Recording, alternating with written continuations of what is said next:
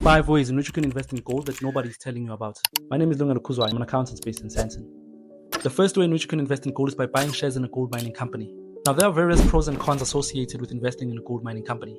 One of the cons that you need to be aware of is the fact that the mining industry is very cyclical in nature. And what I mean by this is that revenues are not generated consistently as you would see in a retail shop, because people are not buying and selling the products every single day.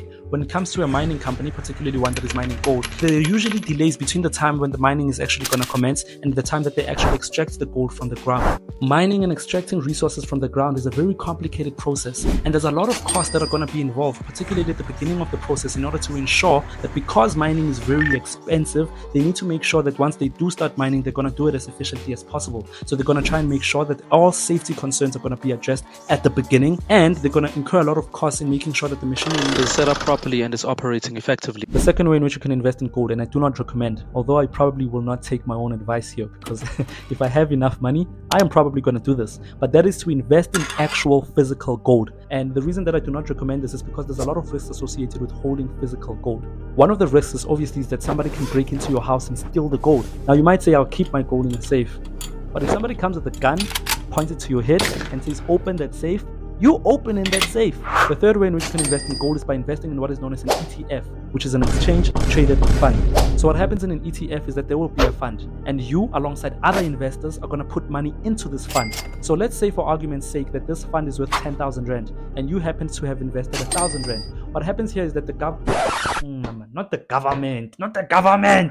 So what a financial institution will do is that they will take the money that is invested into this fund and they will go buy the gold on your behalf.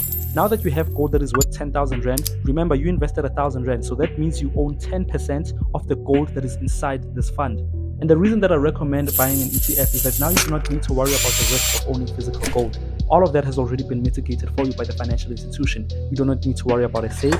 You do not need to worry about the cost of transportation. All of that has already been done on your behalf. Now, the fourth way in which you can invest in gold is by buying an ETN, or an exchange traded note. And what happens here typically is that you're going to enter into an agreement with the financial institution in which you promise to give them an amount of money which is equivalent to the price of gold today, and they promise to give you an amount of money which is equivalent to the price of gold tomorrow. Now, what's important to note here is that there is no physical gold at all. Like, there's no financial institution going to buy gold on your behalf. You are not going to have any kind of physical gold.